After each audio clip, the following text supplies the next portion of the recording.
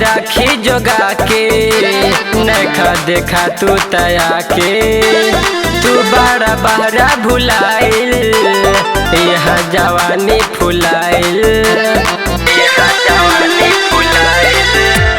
कहिया ले राखी जोगा के नखा देखा तू तया के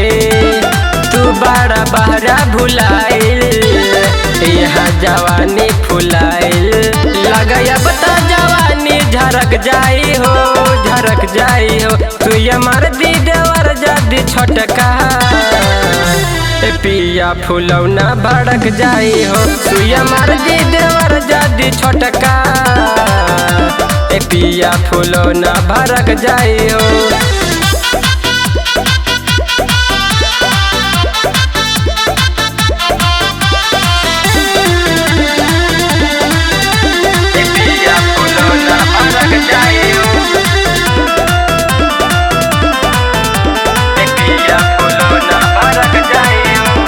जवानी के बीमान खे पिया की बादे में तोहरा भेटाई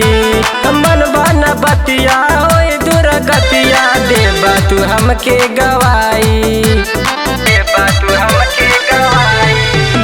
जवानी के बीमान खे पिया की बादे में तोहरा भेटाई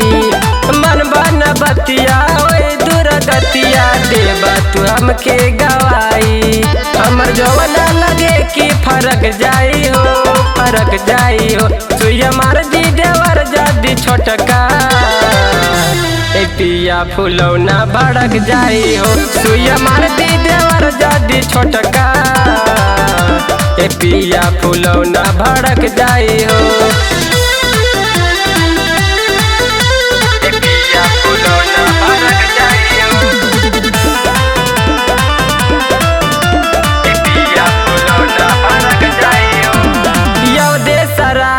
जल्दी से आजा कि समझा तनी परेशानी गिरा देवरवा बैल बेवरवा सफा सफा कहतानी देश राजा जल्दी से आजा कि समझा तनी परेशानी